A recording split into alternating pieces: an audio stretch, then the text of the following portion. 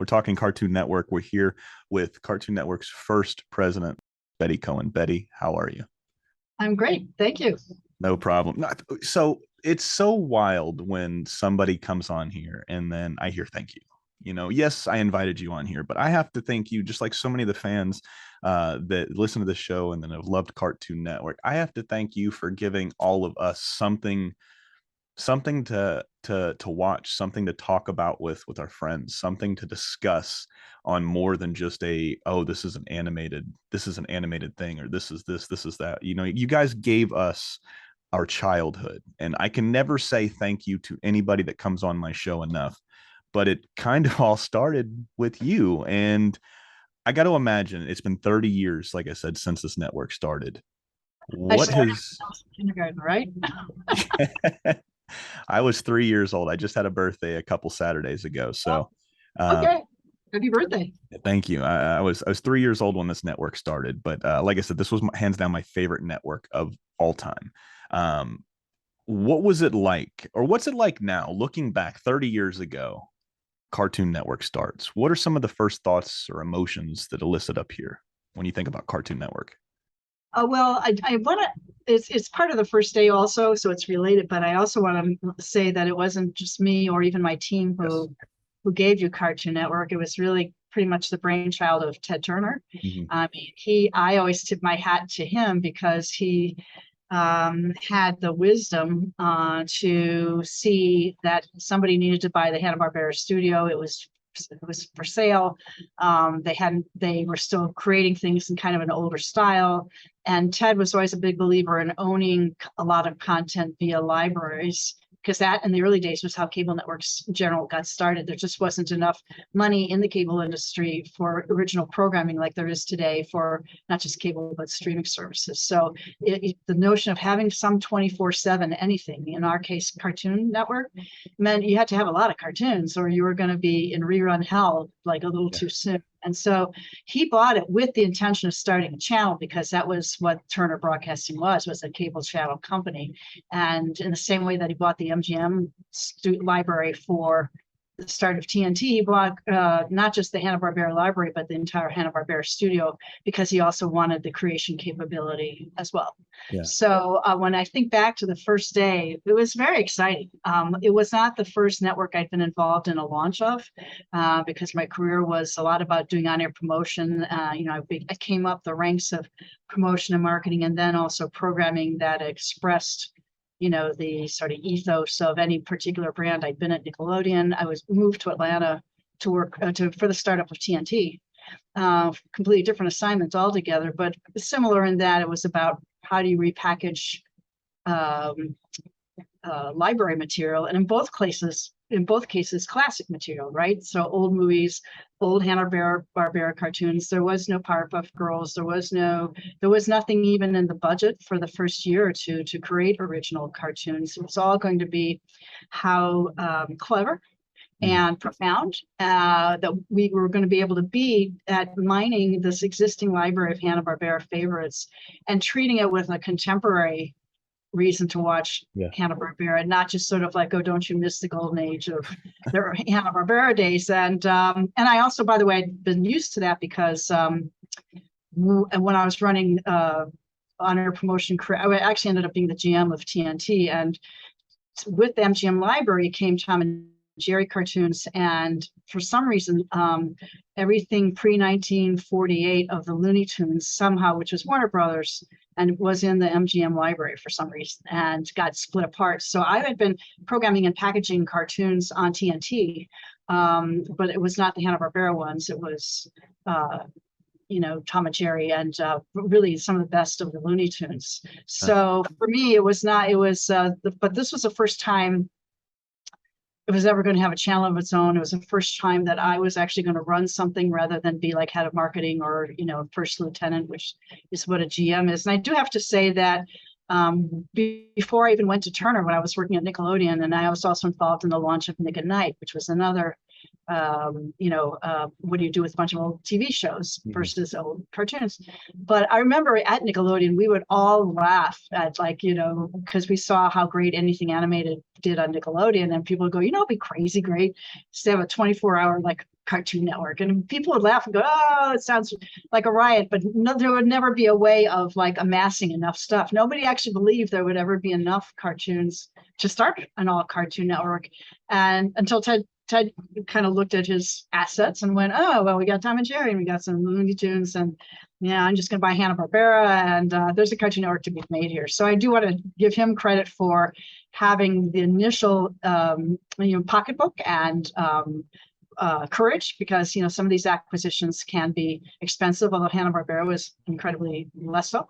So at the first day, what was so funny was that we wanted to do everything, we were creating a cartoon world, and we always knew that it wasn't going to be positioned as just a kids network. Because I knew from how many adults watched all these Looney Tunes and MGM cartoons, there was a 18 plus audience on TNT because we weren't programming it as a kids network. And so we, there's a lot of thought. It's like, what does it mean to actually, have an all cartoon world? What were its, how would its laws of gravity and laws of all sorts of things be a good match for what cartoons were? And then, of course, we wanted to have the launch be sort of cartoonish.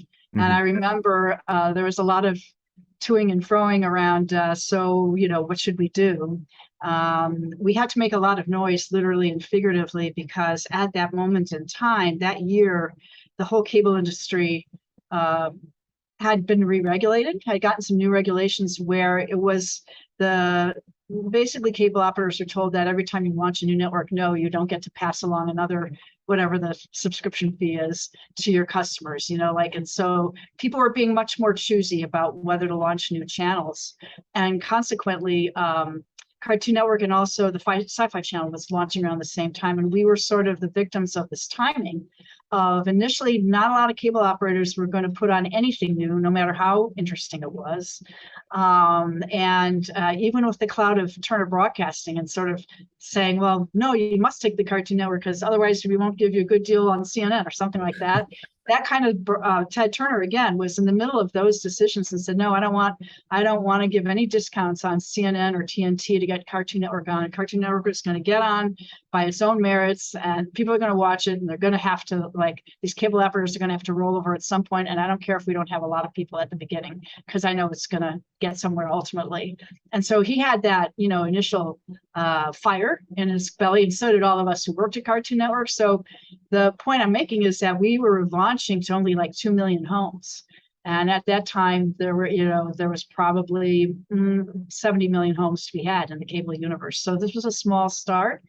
And one of the things that we had to pay a lot of attention to on launch day was how can we make national news? Because the idea of a Cartoon Network launching was sort of bigger than the story of well, how many homes, are we actually launching in?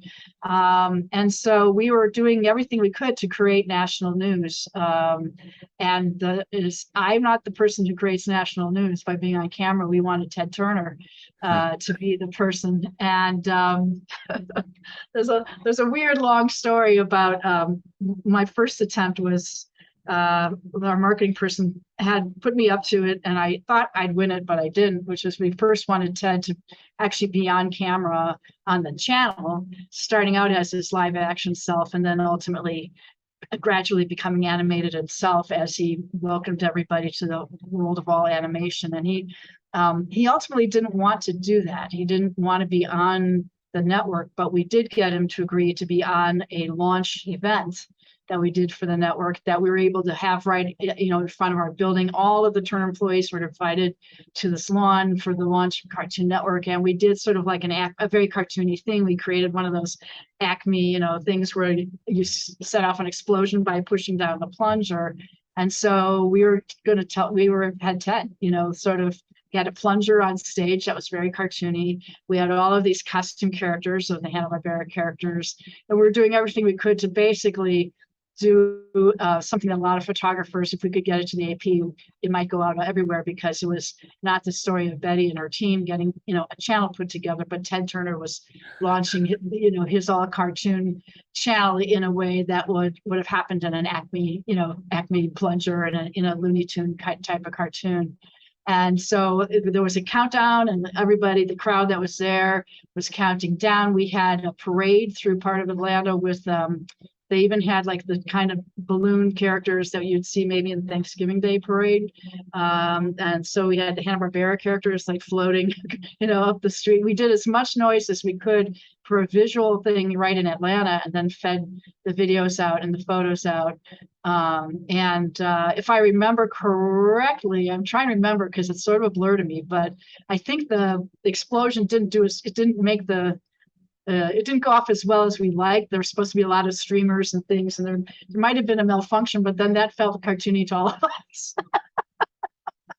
as well. It's like, oh, that was supposed to happen that way. We had the media buyers from our biggest client. We were already, very much, there was both Mattel, but Hasbro was probably our biggest buyer right from the beginning. So we had a lot of people there we kind of had to impress, and Ted was there for all of it, and talked to people afterwards. And I think one of my more surreal favorite moments of launch day was that costume characters, when people dress up in those costumes, there's a whole set of rules for them. Like they're not supposed to talk because they don't have, people in the costume don't have the right voices of the characters. And Hanna-Barbera had this whole like strict guidelines that I got sent, when we were just getting all this stuff sent to us from the studio. And so costume characters were not allowed to talk. If a kid hits you, you can't hit them back. I mean, there's like this whole set of rules, just in case, Julian, you ever want to be a costume character. I do. I'm a character now, but yes, I want to be a costume character. The funniest thing for me is the characters are all standing there, all lined up, waiting for the beginning of this whole event to take place. And Ted was just hanging out. And nobody had told Ted like that they're not allowed to talk. So he was going up to all the characters trying to, be fun. And I go, hey, Huckleberry, how are you? They were just standing there. And he kept going, and Ted is not used to, anyone not answering him. So then I was standing nearby, and he kind of looked at me, and he looked at me and went, quiet bunch, aren't they? And I had to pull him aside and say they're not being rude. They're just not allowed to talk. Oh, you're so much nicer of a person. I was like, yeah, I don't know what it is. They won't talk to me either. I would have kept it going. That's fantastic. Yeah, I just, you don't want to pretend like you had to like keep him, focused on the job at hand. I didn't want him kind of feeling at all snubbed by costume characters because we really needed him to push the plunger. But it was a big day, and it's fun to launch cable networks in general, and this was a particularly great one because we all had our monitors on in our office, and we were feeding from Atlanta for that first day, and a lot of satellite dishes on Turner Broadcasting in Atlanta, and it's sort of weird to have it to be nothing and then suddenly something. So that was the harrowing day of launching the Cartoon Network. Was for me, I don't know what everybody else was up to, but I was sort of keeping my eye on Ted, and also Bill, Hanna and Joe Barbera were in attendance. And it might have been, for me, I think it was probably the last time I was able to be together with them, because Bill died not that long, maybe a couple of years into Cartoon Network, and Joe was around like quite a long time. Yeah. And I think there was a party, there was something going on, some event around the launch where I ended up in a car with Bill and Joe, and we hired them car and driver, and I went with them to just accompany them to whatever the event was. And they were a riot. They were sort of like an old married couple who were barely speaking to each other.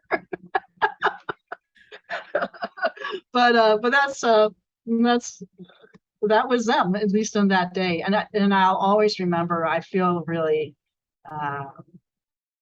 fortunate beyond belief that I was able to get to know both of them. Mm-hmm. And I actually spent a fair amount of time every time I went out to LA to check in on Cartoon Network studio or whatever, I would try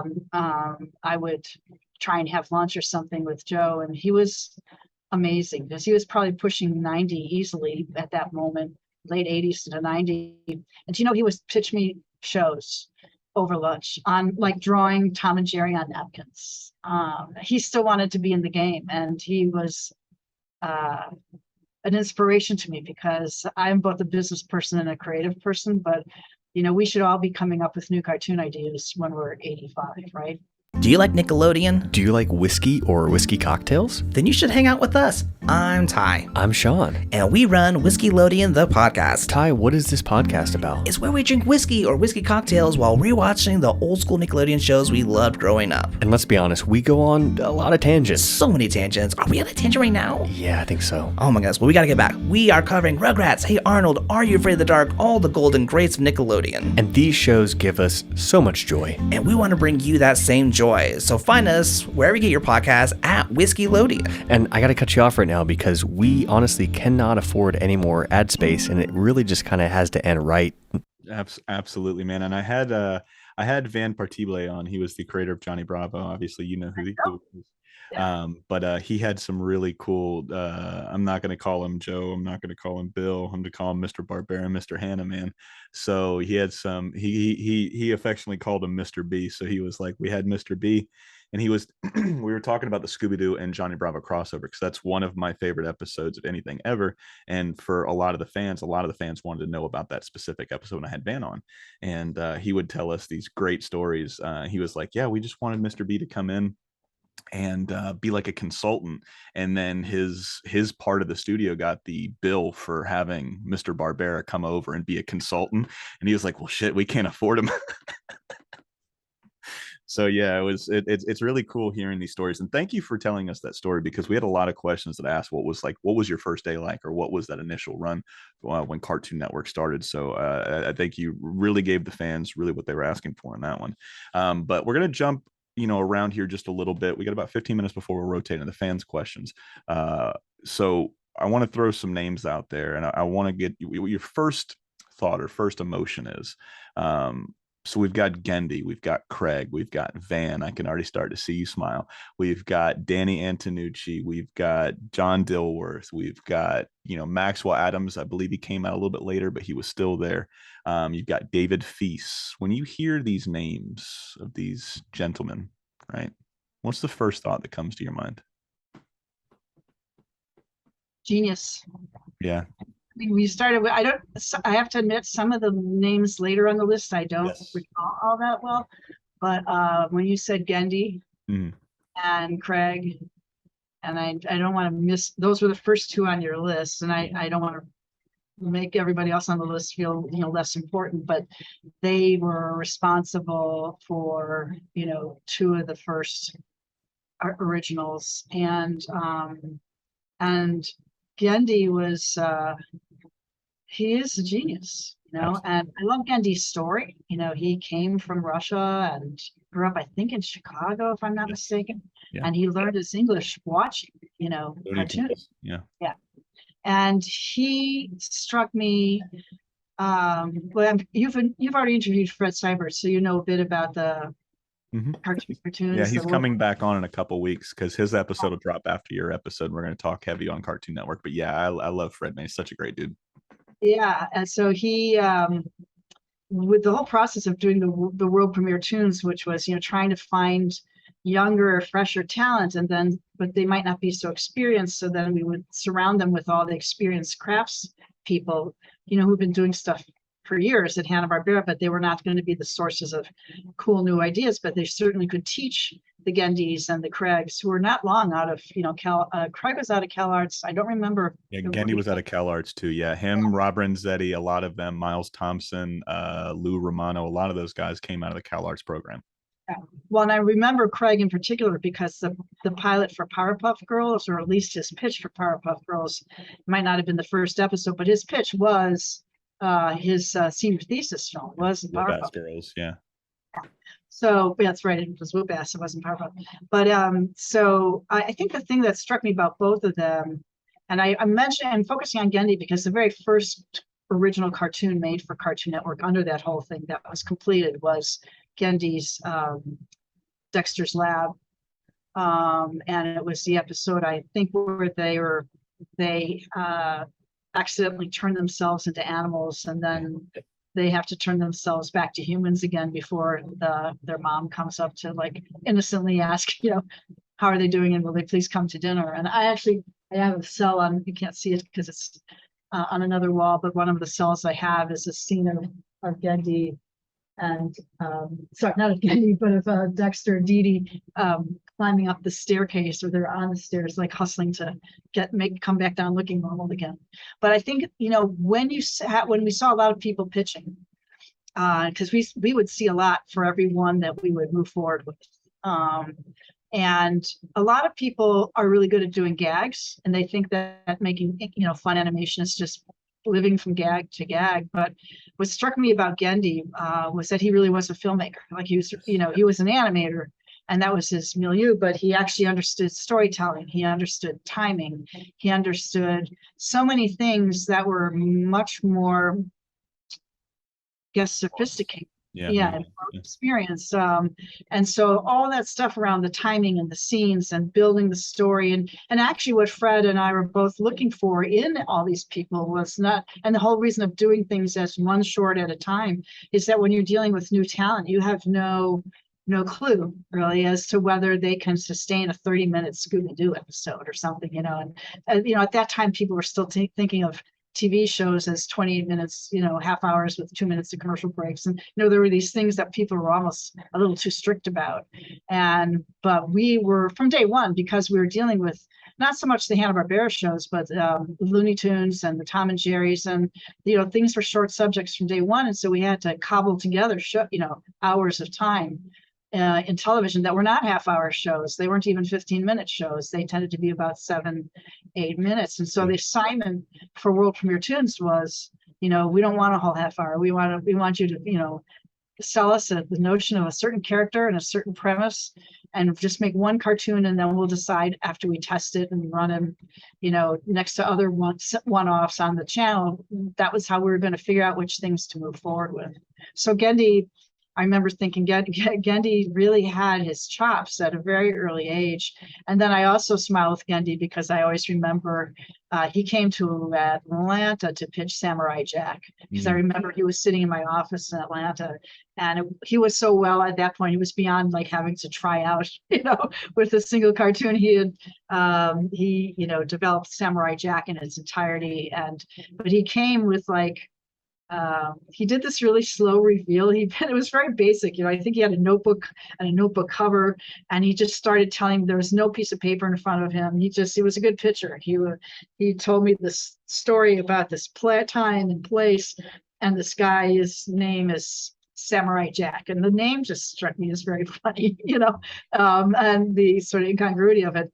And then I said, so, but what is this world, and what does he look like? And he was just so funny. He did this thing, well, literally a piece of cardboard and his notebook, and he did like this slow reveal of that's the first time I saw Samurai Jack's face and what he looked like, and the color pattern of the world that Samurai Jack was in. And there was something just so compelling, and I think self-assured, obviously, about Gendy. That first Samurai Jack just struck me as I need to know more about that show just from the title, and also that I'll just always remember the slow reveal and the grin on Gendy's face, because I think he was just loving doing the pitch, and he knew that he had something great. He had that confidence, and so I like Gendy a lot.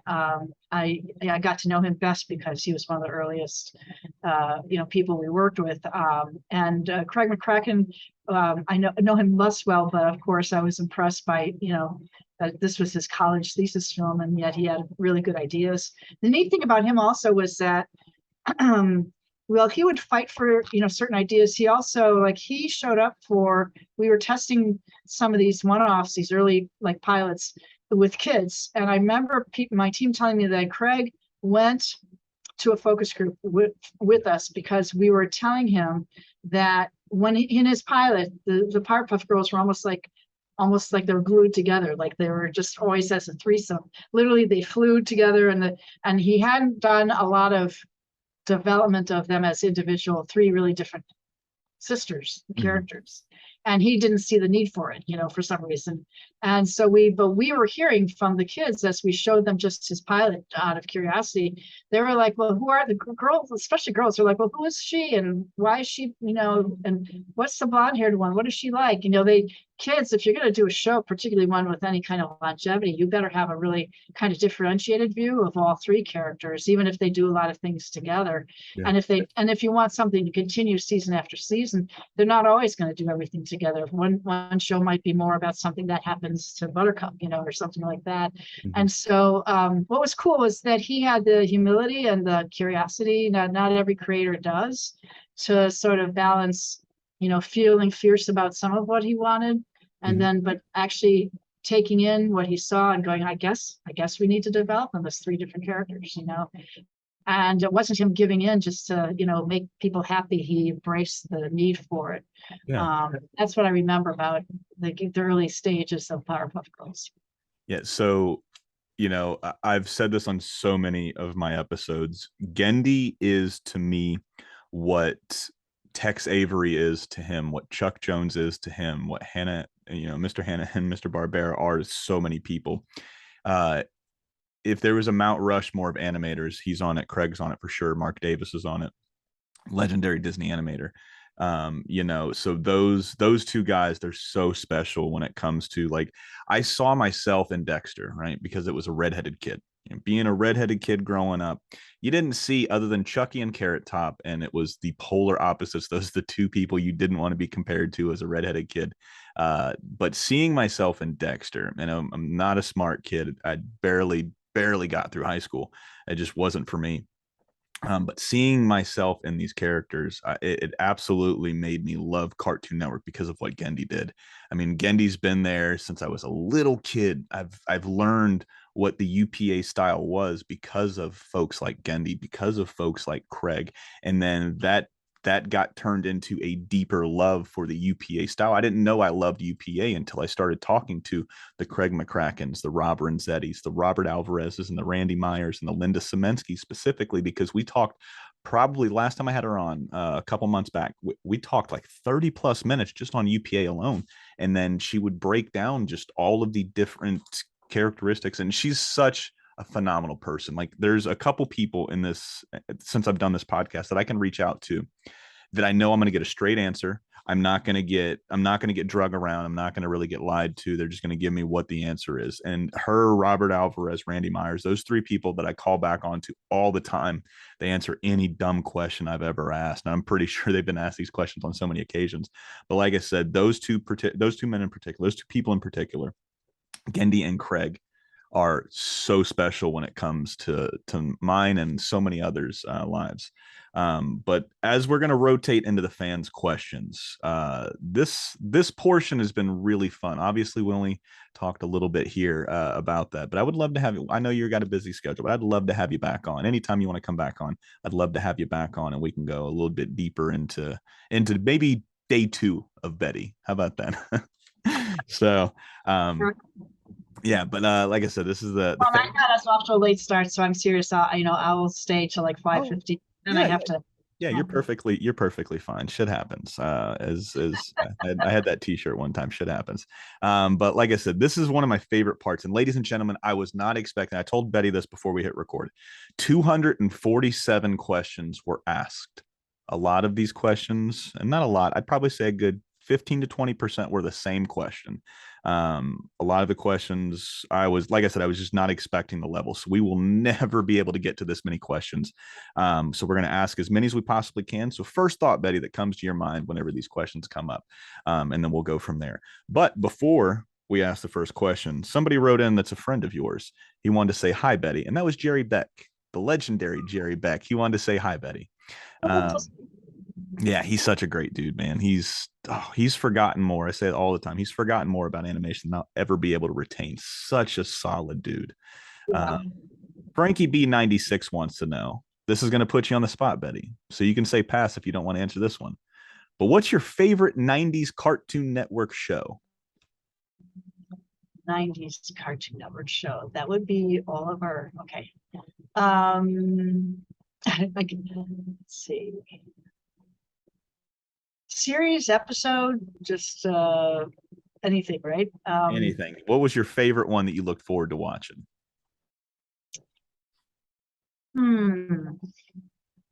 So you had Dexter's Lab, you had Johnny Bravo, you had Powerpuff Girls. it's gonna sound like a cop out because I love certain things for different reasons.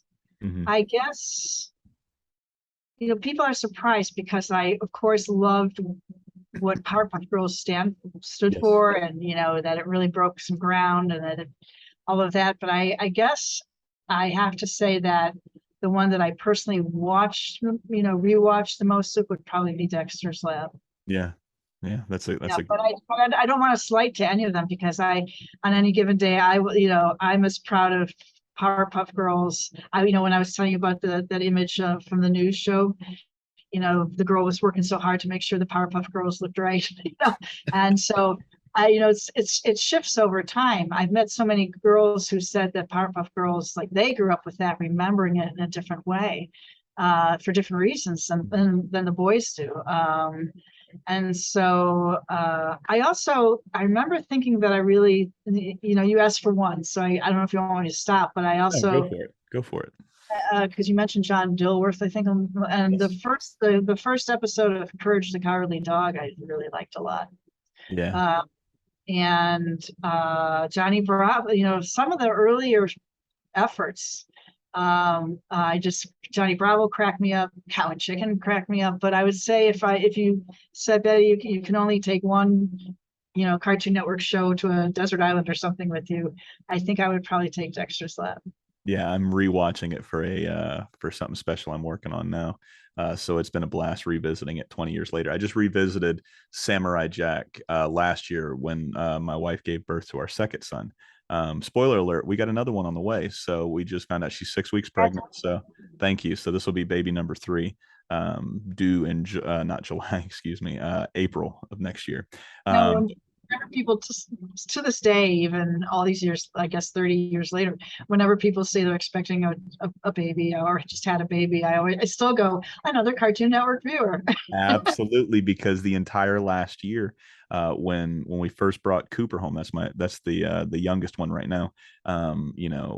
Obviously you've had kids, I'm sure. You get in the shower, your husband takes the baby, or they get in the shower, you take the baby. So you're switching off. And when my wife would get in the shower or she would take a bath, it was I would watch an episode of Samurai Jack. And in the 10 days that I took off from work, or 14 days that I took off from work, I watched the entire series because it was just I didn't have anything else to do. We were just homebodies because we didn't really want to go anywhere, especially with a new baby, with all of the shit that's going on right now. You don't want to take a chance. So I just stayed home and just watched Samurai Jack. When they would sleep, I would watch Samurai Jack, and I could not and did not appreciate that show at 12 years old the way I appreciate that show now. It is a masterpiece. It is a perfect show from start to finish. So yeah, I can agree to going back and just binging anything Gendy. Brylock wants to know, were there any shows that were running during your era that almost didn't make it? So if we take that first initial run of Dexter's Lab, Powerpuff Girls, Johnny Bravo, is there any one of those shows that almost didn't make it? We've heard the story about Craig and the focus groups, and then he had to retool it a couple times, and then it finally got made. But was there any of the other ones from that original release that might have almost didn't make it? I'm trying to remember because I have gaps, and once we started doing a lot of things, I have certain gaps. I do think that Powerpuff Girls had that challenge originally, but I don't think that it never came close to not making it. It just, as you said, needed more.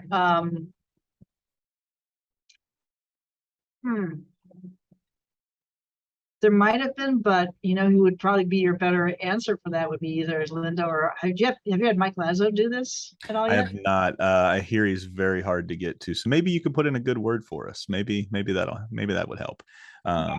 But yeah, he's a guy I've been chasing for 2 years now, trying to get on. He's very very quiet, if you will. Yeah, might know also because she was close to the because if I didn't like something or something was in trouble, I'm sure Mike would have worked with her to try and sort it.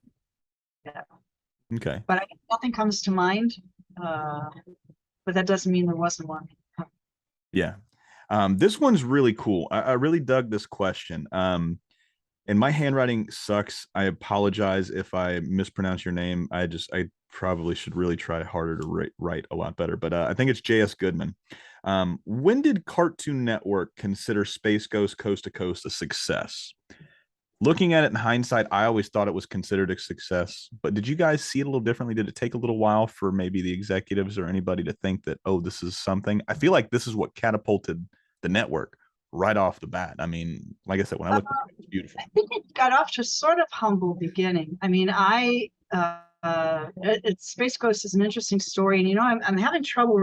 A lot of people think it launched, Adult Swim, but there was a gap in time between Space Ghost, between Lazo bringing me Space Ghost and the ability to get the whole company on board and the financing to do Adult Swim. I forget how many years, but Space Ghost Coast to Coast was initially very much almost a marketing project for, again, Cartoon Network. How we talked about it, we were always trying to get national attention and trying, how do we get our characters talked about more in the zeitgeist?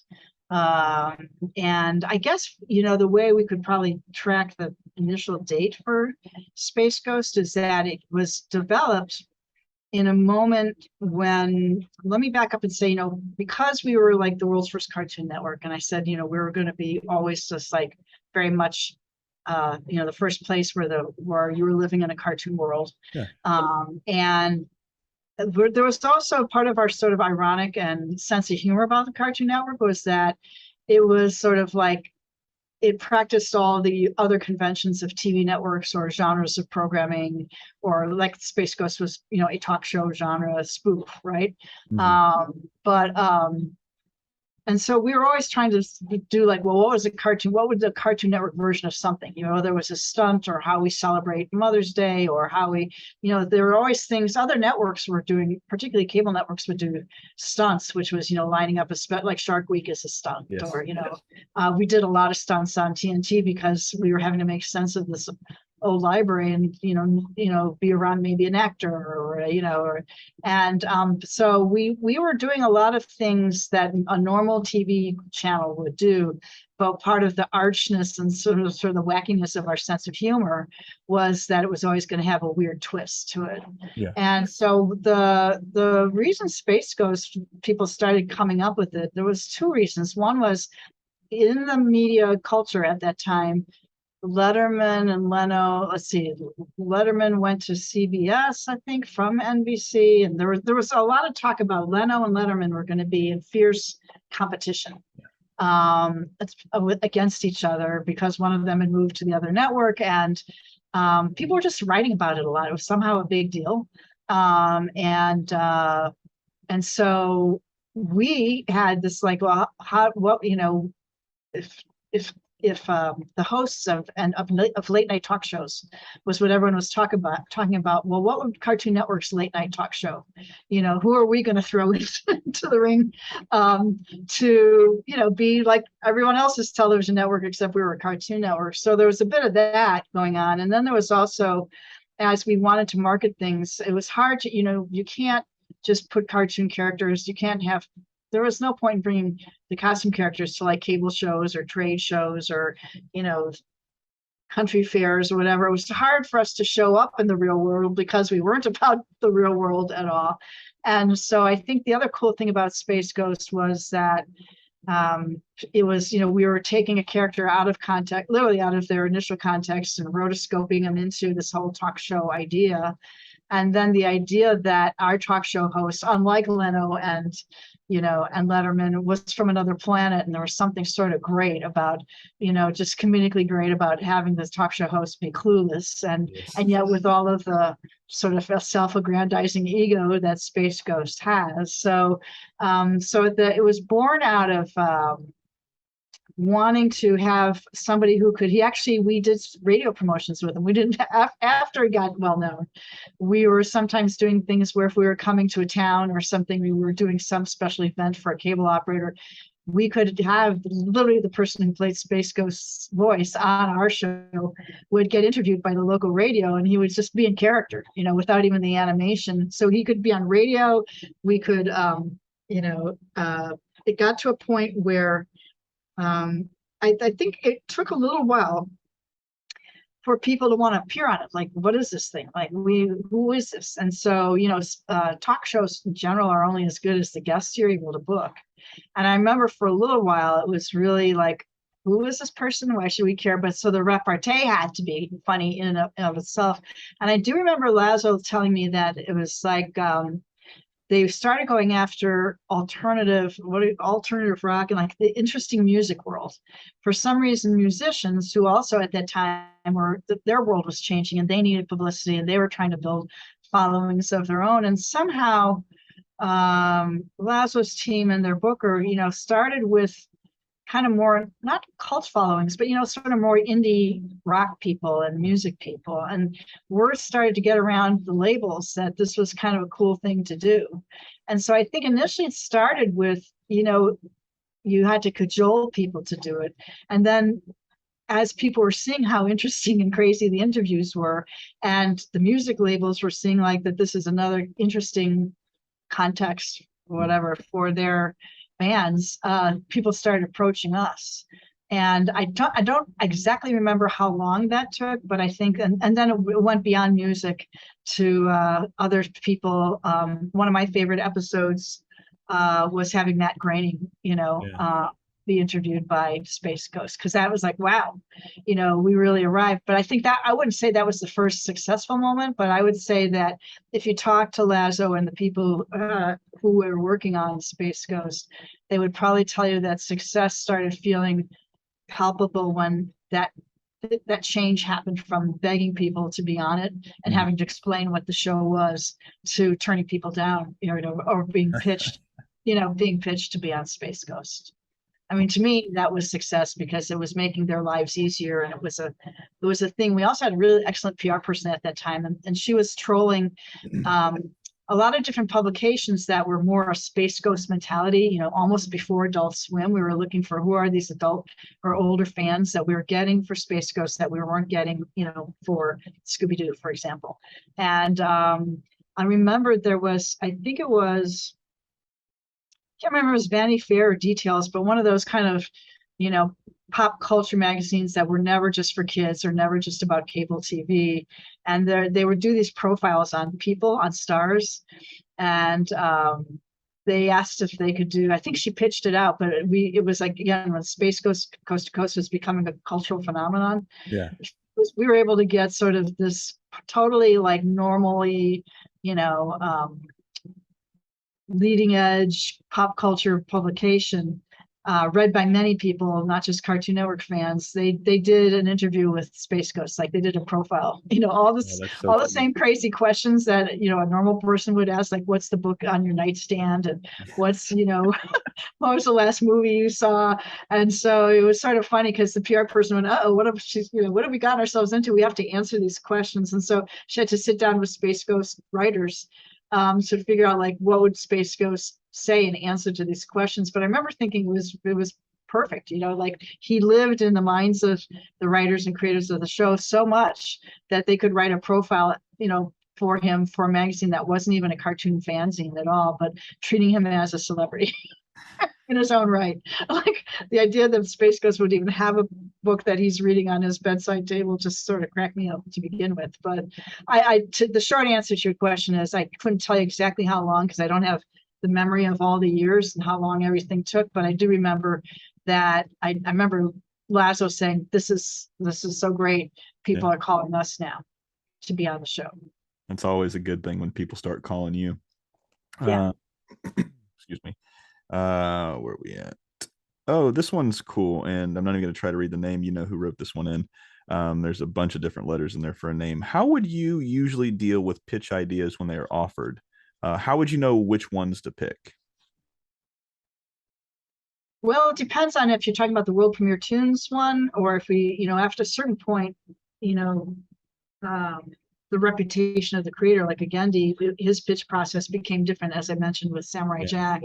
But if you're talking about all of the ones that started as World Premiere Tunes, so the studio, and this was Fred's team, they were doing a lot of the just sort of like looking around for who they should be approaching. And I think they went first to Cal Arts because it made a lot of sense, but they were looking everywhere. They were getting recommendations. And so it would start with Hanna-Barbera putting the wheels in motion and doing a lot of the vetting before or even Linda, would see things. They would go out and just sort of find people, find things, get people oriented, have them do some initial, character design and storyboards. And so it would go through a process at Hanna-Barbera to get winnowed down a little bit first. And then Linda and Lazo and I, we were all based in Atlanta, so we'd all fly out to LA at the same time and set aside a couple of days of sitting in a conference room with Fred and some of the other, people on Fred's team, and people would come in and pitch us their storyboard. And there'd be a whole day's worth of it. And some were, and then so it was actually a collaborative process of, Fred liked it and I like it, certain things stood out so much, because everyone was like, it was a slam dunk, and each pitch had a different, ending to it. Like some people, we'd caucus and we'd say thank you and goodbye to everybody, but there'd be like green was like, we really want to work more with that person, if not green light the show right away. And yellow was like, some potential here. Not sure if the person has what it takes to see it through, but let's have someone work with that person. And then, yellow, and then, red was sort of, it's either not original or it's, not funny enough, or it was just a series of gags. And so the pitch, people had to convince us that there was a compelling character, both visually and from a premise standpoint. And that the storyboard, actually had a story or some sort of payoff, because some things were really, there are a lot of people who do animation who couldn't tell you a story particularly well. So we had multiple filters. Is the character interesting? Is the drawing interesting? Do they have a sense of storytelling? And then it's like, how much support were they going to require? Were they really kind of just a writer, or are they going to be somebody who can direct something from beginning to end? Because that was one of the things that was different about working for Hanna-Barbera and Cartoon Network than maybe some of the other animation studios in town, is that we were always promising to be creator-driven, creator-led, and that it wasn't like Genndy was going to somehow lose control of a show because he was only allowed to come in at the beginning, and then, ink and paint was going to go department by department, not necessarily with the producer, the creator, having a lot of say so all the way across. Some studios were actually operating that way. There was like the creators and then the producers, and Fred, and, I think Fred did a lot of work, as did Lazo and Linda, of like sort of what would make people really want to work more for Cartoon Network, and then in a way that was consistent with our philosophy of creator-driven, creator-led. And we developed, a reputation for taking chances on people. We also learned that some of our competitors, were sometimes optioning things and then optioning them just to like keep them from other, networks, but never actually making the show, right? And that was annoying to people. So we thought, how do we get more people to pitch us? And one of the things was also some sort of commitment to give you your stuff back, like to make a decision, within a shorter amount of time than maybe our competitors, just to make us more creator friendly to approach in the first place. So, so the process was that the pitch was in front of Fred and Hanna-Barbera executives, Mike, Linda, and me, whoever was running the actual studio from a logistics standpoint, Brian. I'm sorry, I'm blanking on Brian Miller. Brian Miller, sorry. Was somebody we brought in to actually operationalize the Cartoon Network studio, or the process. I believe so. I've been talking to him the last couple of days, so he's going to come on too. We're going to try to schedule it to coincide. I'm going to try to treat October all for Cartoon Network. So, ladies and gentlemen, you'll find out how many Cartoon Network episodes we'll see from the podcast this month. We'll end it with this one. This will be the last one we ask. So there's a lot of folks that write in that watch this show that are animators. A lot of folks that I've had on actually are fans of the show too. But a lot of folks are actually trying to break in. So whenever we can give somebody a little bit of help either, with some advice or anything like that. I really like being able to do this. Cartoon Boy wanted to know, what do you think is the key to pitching an animated series? Well, number one, it depends on who you're pitching it to. Mm-hmm. Know your audience. Oh, to our audience. Okay. No. I'm saying I'm a summarizer for the guy. Know your audience is the first step, Cartoon Boy. So what was the next step?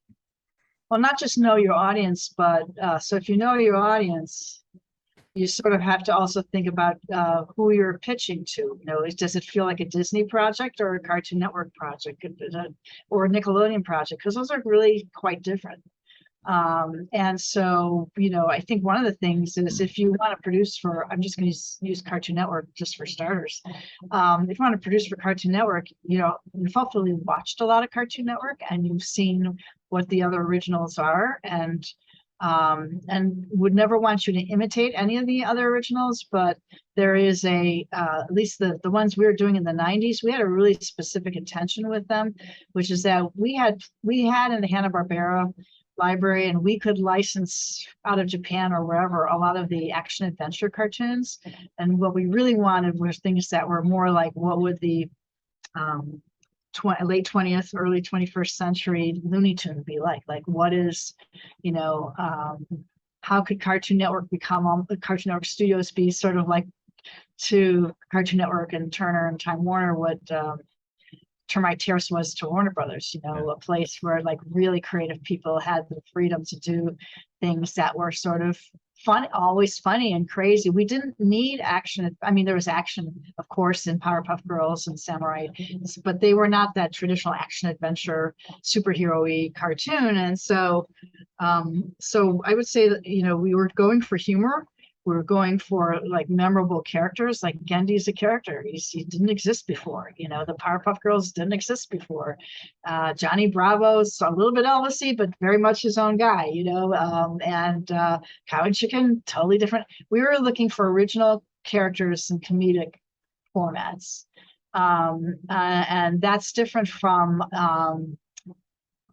something based on the coolest toy, or something. We were not into we were not the Power Ranger channel, we were not, we're just like, we were not, and God knows, our sponsors constantly wanted us to do, things based on their merchandise and all that stuff. And we just, we were also dealing with Federal Trade Commission thoughts and all that kind of things. And we mostly really wanted to own, we wanted to also to create assets for, at the time, Turner, or Time Warner ultimately, and then God knows, I guess it's now, where are we now? Discovery. So if you're going to have an asset that you can license and you can make movies about and you can do things with, you kind of have to own them if they're going to be your original characters, in the same way that Hanna-Barbera Studio owns, Scooby-Doo and all of that. And so just the business model for doing original programming meant, like, why would we, if we wanted some anime from Japan, we're not in the anime business, license it, do what you want to do with it, package it into Tsunami, and have it play a role in your schedule. Mm-hmm. But in terms of your future business, you need to own the rights to the characters, and they need to be memorable enough, and they need to have some longevity, because until you don't have a hit show in animation until you've gone certainly more than 12 episodes. I mean, I think the Flintstones are close to, are there 100 episodes of the Flintstones? And so you can't build a franchise. You can't like create merchandise or do all those, back-endy type things to help reimburse you for the costs of making those shows, unless you've created a success show that's a character who can, who doesn't get boring, to 26, 32, 36 episodes in. So you have to have creators and a story writing group that, where something you could picture Ed, Ed, and Eddie doing things from now till Kingdom Come. You could picture, Dexter and Dee Dee, because there's no limit to the amount of weird experiments and, things that could happen. And so we were looking for, what and also the drawing in an animation sense, because I also went to, I worked at TNT and Lifetime, and I also done non-animated development where it's very much, you're looking at a script and maybe it hasn't even been cast yet, so, but for animation, you definitely want to have somebody who draws well, where you take one look at that character. And my litmus test was like, I need to see more, like I must see more of this character. And you can start picturing them in all sorts of, scenarios and all sorts of relationships. Also, the Dexter Dee Dee relationship, the relationship between the three girls and then all the villains. And, and so it's sort of, I think a lot of people think you just have to know how to draw to be a good animator. And you could probably draw for other people, but you're not going to be the lead person. You're not going to be the one who creates the series unless you can really picture the world, picture the characters, picture their motivations. It's like writing a play, it's like anything else. You kind of have to understand storytelling and all of that, and be a good person who can, if you're not a great artist yourself, you better know how to direct others. And all the great, all the animators were people who really could sort of draw out sort of what they had in mind. And that's, I was reading storyboards, not scripts, and so you had to be able to tell the story visually, but know a lot about the craft of storytelling and character development and overcoming obstacles and all of those things that are true of any great story. Absolutely. And before we let you go, if you could sum up Cartoon Network into one word, one sentence for your tenure at Cartoon Network, what would that one word or one sentence be?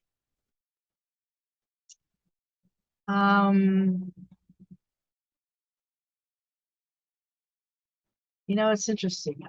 I remember having to write the vision statement. Turner was into writing vision statements, and we would at a certain time of the year, and the time of the year they did it, I'd been in the job for barely a month, or 2 months, and we'd barely even hired a staff. And it's like, you must turn in your vision statement. And I remember very intentionally, this probably isn't the answer to like if I could sum it up, but it's a starting point, which is I remember writing, like knowing I'd come from Nickelodeon, and I knew that this wasn't going to be Nickelodeon. It wasn't going to be just about kids' rights or even just for kids. And so I was like, I always find that if you don't define your goal, if you define your mission or your vision too small at the beginning, you never get bigger than that. And so I started off with, to be the world's leading leading supplier of animated entertainment, and it had animated entertainment. It wasn't just saying kids. World leader was because I was already told at the beginning that even though it didn't happen right away, that this was going to be a global channel that was going to be distributed around the world, and leadership mattered to me because, and for me, leadership, when you first asked the question, I was going to say, innovation. There was had to be something breakthrough about what we were doing, because the whole notion of there being a 24/7 place that was all cartoons, only cartoons, had to be sort of worthy of the sum had to be worthy of all the parts. It had to be worthy of Warner Brothers talent. It had to be worthy of Bill and Joe. It had to be worthy of Gendy and Craig and Van, and so, because to me, cartoons are, such purely invented things, that Cartoon Network needed to be a place that invented or reinvented appreciation for the animated art form, actually, and cartoons specifically. And so that meant that was like, we were always holding ourselves to a higher standard of, because there could have been a whole other Cartoon Network that was not as clever, that was not as insightful, that was not as caring. Some of the early stunts for Cartoon Network were only people who really knew a lot about cartoons could have come up with some of those ideas. Like I remember there was one about, they did a whole week of like how Yogi Bear over time became somewhat off model, like the actual model for it kept changing from one season to the next. And that's sort of very inside, and we wouldn't make all of our stunts be that inside. But that's a nod to the people who love cartoons, right? And that was a big, you could do a Cartoon Network that was just, hey kids, have fun, escape, big funny colors.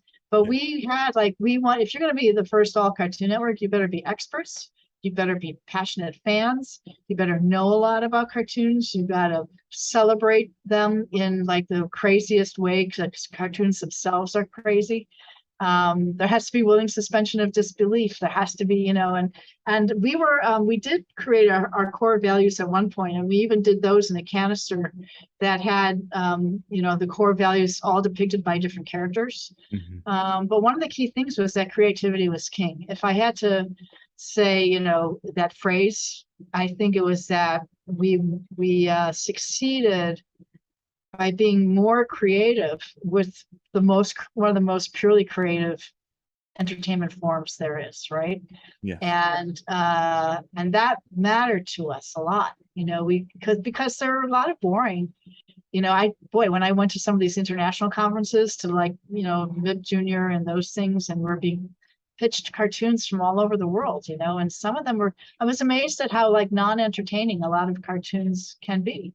They just lacked a certain energy, or they were maybe not about trying to do cartoons. They were doing some sort of beautiful animation that was lovely and nice and depicted some really great children's book. And it was like, beautiful, like find a place for that, but probably it won't be on the Cartoon Network, because we were standing for irreverence, and because if you look at sort of what were the Looney Tunes about, they were irreverent, they were not talking down to kids. They weren't even originally made for kids. There was no children's television to make the Looney Tunes for, because it didn't exist yet, right? So there was a different mentality around questioning authority, things that, things happen in cartoons that don't happen anywhere else, and so creativity is king was not only our creative marching orders, but it also was actually a business advantage for us, because we were not first to launch. Nickelodeon got out, started first. Nicktoons, I think, started right around when we launched.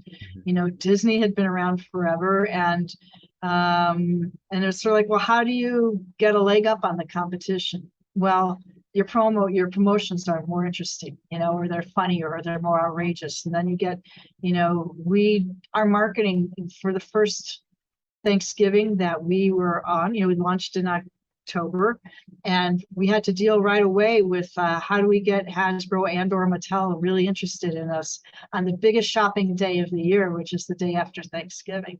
And we planned like a whole stunt, and we offered to whichever one, bid first, and Hasbro bid first, which was, you're going to get to own every commercial block on the day after Thanksgiving. What's that worth to you?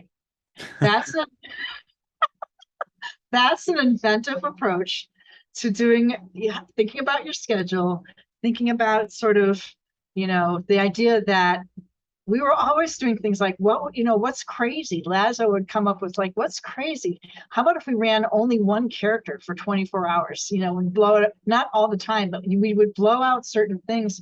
And it was all just to sort of emphasize that we were the world's first and only 24-hour all Cartoon Network. So what becomes possible, when you are doing an all a 24-hour a day, 7-day a week Cartoon Network? Well, you mix things up sometimes. You do a whole day of characters. You break the rules. You offer every single commercial slot to a sponsor who had enough different products so that they could actually make use of that, right? Our drive. I loved we did a local thing called Cartoon Network Dive-In Theater.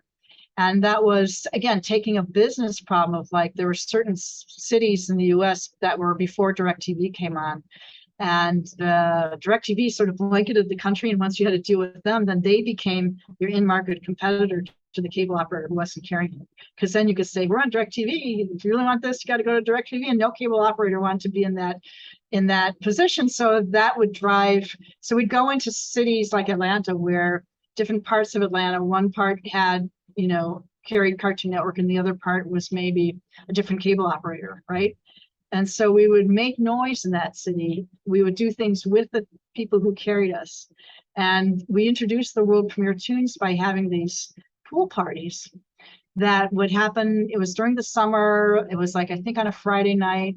And we would give away radio tickets. And we got the radio stations to give away the tickets and letting everyone know. And it was a family thing. We ordered in pizza. We made inner tubes and all these sort of pool accessories in the shapes of Dexter and all the new characters. And then it seems like, well, why would you do that? That's not going to, you can only have so many people like come to a pool party. But we were on the radio offering tickets. The local media came and took pictures. And the next thing we knew, like the cable operator who wasn't carrying us was seeing Cartoon Network on the front page of the Sunday, newspaper, and the other cable operator was getting all the credit for it. So we would do like crazy shit, like literally inviting people to swim around in a pool. And when the sun went down, there was a screen at the end of the pool, and the kids could watch the new cartoons from while floating around in an inner tube that was in the shape of, one of the characters. So that's the kind of creativity is king thing. The sponsors loved it. The cable operators loved it. Our PR people loved it. The newspapers loved it. The families loved it. The pizza parlor loved it. It's sort of like, and I do think that, that kind of innovation, I call it all boats rise, like I always look for ideas that were going to serve the most masters, because we were young. We had to get advertisers didn't want to advertise unless you had you were in a lot of homes. The people who were putting you on in homes wouldn't necessarily budge unless they felt like the families were going to be like missing them and they were going to go to a different like DirecTV or something else. The creators, creativity was king because they were going to get to direct their cartoons with the help of Hanna-Barbera, craft experts, but it was going to get to be as close to their vision as we would allow. We of course gave a lot of feedback, and I'm sure Linda can tell you, how things had to be shaped and things like that. But it was, we valued creativity as a business advantage and as a creative advantage. And that was all about feeling again like we were going to need to be as creative, as inventive, as breakthrough as the Looney Tunes were in their day, and all of the creators for Cartoon Network were in our day. Beautiful. And that's a fantastic way to wrap it up. Thank you for everything you've done. Thank you for helping bring this network. Obviously, not only does it take a village to raise a child, but it really took a village to make this happen. And you guys raised a lot of children were raised through Cartoon Network, and myself and so many fans around the world. We can't thank you and everybody that has been a part of our lives for the last 30 years enough. So Betty, from the bottom of my heart and from everybody else, man, thank you for your contributions to pushing animation, and creativity is always king at Cartoon Network. You're very welcome. And it was, I think I speak for everybody, Cartoon Network, but we were only as happy as the people that followed us and found us compelling. Beautiful. And we all did. Well, there's no better way to end this than she's been Betty. I've been Julian. This has been the What's in My Head podcast. And this has been another piece and a really big piece of your childhood. Good night. Hey guys, it's Julian. Before we roll into the audio clips you all submitted, I just want to say thank you. I loved hearing what Cartoon Network meant to all of you. So what does Cartoon Network mean to me? Simply put, it meant fun. I feel so damn lucky to have grown up at the time I did. I got to experience some of the greatest cartoons of all time. Cartoons like Dexter's Lab and Powerpuff Girls, Cow and Chicken and Courage the Cowardly Dog, Johnny Bravo and Ed, Edd and Eddy, Samurai Jack and the Grim Adventures of Billy and Mandy, Foster's Home for Imaginary Friends and the Codename Kids Next Door, and oh, so damn more. Thank you for making it fun to be a kid and giving us a piece of our childhood each and every week. Hello, this is Double D Edwards speaking. I'd just like to say thank you to all the fine folk at Cartoon Network for so many fond memories over the years, especially Cartoon Fridays. Oh, we had such fun. Anyway, take care everyone, and great work! What does Cartoon Network mean to me? Opportunity.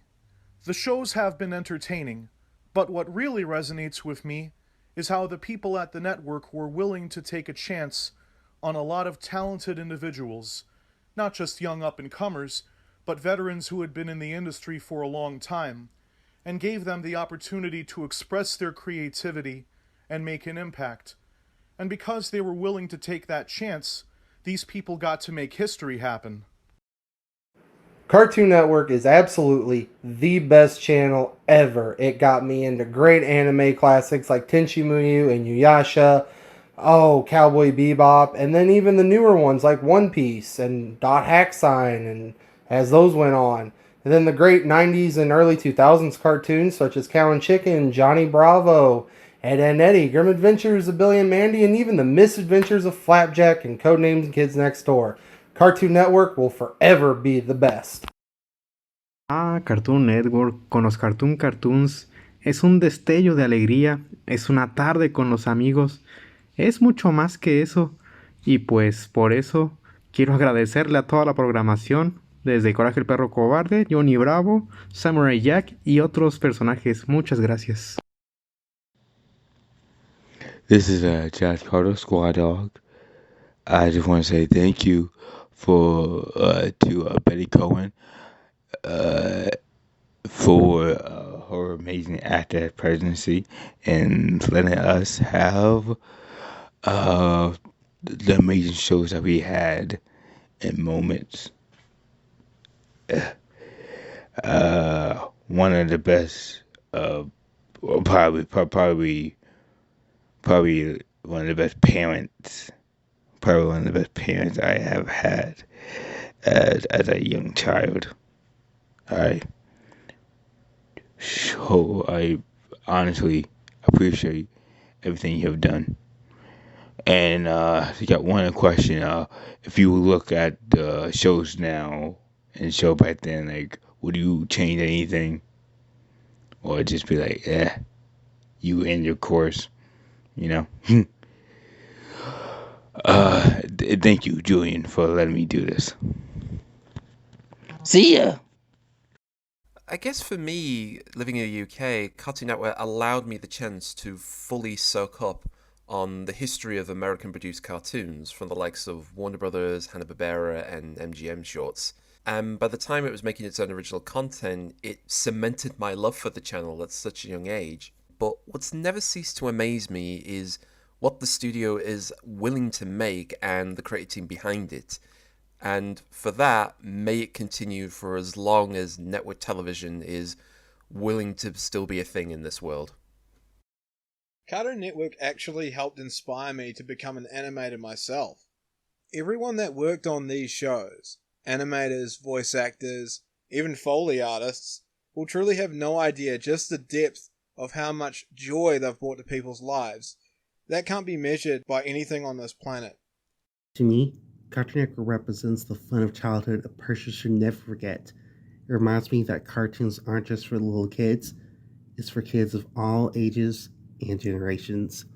What Cartoon Network meant to me as a kid was just a way to bond with my mom, who loved watching cartoons, and she got me into a lot of my favorite childhood shows. We both had a dark sense of humor, so we loved Billy and Mandy, and we loved the violence and edginess of Powerpuff Girls, and now these shows just live in my brain as a source of comfort and a reminder of a more carefree time in my life. Hola a todos, me llamo Rafael, conocido como Ed Network. Quiero felicitar a Cartoon Network por haber cumplido 30 añotes. ¡Bravo! ¡Bravo! Cartoon Network tiene un gran significado para mí.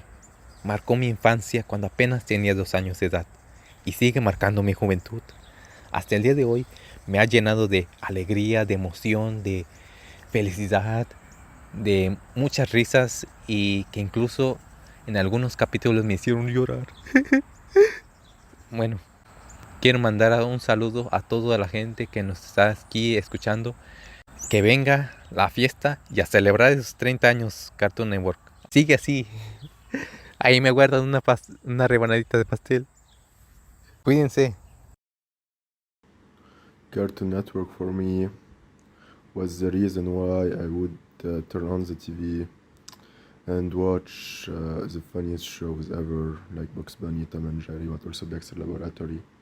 Becoming a teenager, I grew up with Gumball, Adventure Time, Regular Show, and other amazing shows. It really affected everything for me. Today I'm graduating from Bachelor Animator, and I think it's my passion for Cartoon Network that gave me the idea of becoming a cartoonist myself. A lot can be said about Cartoon Network of the past, present, and future, but Cartoon Network at its best represents a way to push animation as an art form in a medium that probably doesn't encourage it in the first place. What this channel has meant to me is that they made a lot of interesting cartoons all over the years, and I'm so grateful that I have watched them, and I don't regret it at all. Cartoon Network has gave me all the cartoons that I loved, and has taught me the meaning of friendship and what fun is all about. It's what gave me a great sense of humor, a gift of confidence, an awesome childhood, and the thought of knowing that anything is possible. Without Cartoon Network, my childhood would never be the same. Thank you, Cartoon Network, for all the fond memories. Cartoon Network inspired my very first fan fiction. I used to write about Toonami and what Tom did behind the scenes, and I used to write comics about Swayzak, and I love Space Ghost. It inspired how I interact with people. I would do the In My Pants game, like Black Vulcan from Harvey Birdman, and just really helped me interact in life. A lot of lessons from all the shows, like the Powerpuff Girls taught me about equal rights and stuff. So thank you, Betty Cohen, for doing that, even though most of my memories come from the Jim Samples era. Yay, Cartoon Network. Yay, Ed, and Eddie. It was great working on that show for 10 years. Wouldn't have happened without their belief in Danny Antonucci's vision. I'm forever grateful. Cartoon Network was my childhood growing up. We had Ed, and Eddie, Foster's Home for Imaginary Friends, Kids Next Door, Powerpuff Girls, so many more. I think it shaped who I wanted to be, what career I wanted to go down, what I wanted to create, and yeah, it's been a huge part of who I am ever since. I was born in 1990, so Cartoon Network was a huge part of my childhood. I enjoyed many aspects of the channel, from the shows to the bumpers. When watching these things, it just made me forget about the stresses in my life. Cartoon Network has become so ingrained within me that it's part of who I am. What Cartoon Network meant for me was it gave me a true appreciation of animation. Not only did you see new shows like Ed, and Eddie and the Powerpuff Girls, but you also got shows like Toonheads and the Popeye Show, which taught you the history of animation.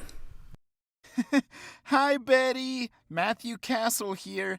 I just want to take a moment to really thank you for everything that you've ever done in Cartoon Network.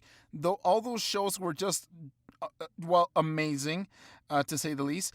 And it helped really make me the kind of person that I am today. You know, I'm now getting into voiceover work because of all these amazing shows. So really, just thank you so much for everything, and I hope that you're doing well. Bye-bye. When someone asks me what do I feel about Cartoon Network, I always immediately start thinking about all those amazing shows I used to watch, like Ed, and Eddie, Courage the Cowardly Dog, the Powerpuff Girls, Dexter's Lab, Johnny Bravo, and it always brought me and my family together. So thank you so much, Cartoon Network, for everything that you've done for me. You also helped shape me into the kind of person that I am that feels motivated to doing voiceover. So thank you so much for making my childhood. Cartoon Network was a great place to work. We spent a lot of time laughing, and we were certain we were making the best shows with the greatest creators. So I feel really lucky I got to work at Cartoon Network when it was so much fun. Cartoon Network means the world to me. Growing up with the channel during my time, it inspired me to be a cartoonist. And I give so much thanks to Betty Cohen, Ted Turner, Mike Laszlo, and others responsible for this groundbreaking network. Happy 30th anniversary, Cartoon Network. What does Cartoon Network mean to me? Cartoon Network is the home of much nostalgia in my heart. It's staying up late watching the Dragon Ball Z Saiyan saga on Toonami in the summer before school starts. It's Mama had a chicken, Mama had a cow, Dad was proud, he didn't care how. Adult me does have questions about that though. It's learning how to spell laboratory and say cheese omelet in French from Dexter. It's watching Looney Tunes reruns when nothing else was on. It's Titans Go! From the original cartoon, not the new one. It's waiting until the last day of the cartoon giveaways back around 1999 and not being able to get the Johnny Bravo boogie board because I called after the phone lines closed. And so much more. Although I still think about that boogie board to this day. Cartoon Network really gave me a space where I could realize that being weird was just another way of being unique. I learned that being brave doesn't mean not being afraid, but to act regardless, from Courage the Cowardly Dog. From Ed, Edd and Eddy, I understood the value of friendship and the sense of community that comes with it. And then you get into the more mature shows like Samurai Jack or the shows on Toonami, where not only could I be entertained, but I could also have my views challenged, that I could learn and grow and be better. I have so much to be grateful for from Cartoon Network, and I just want to say thank you.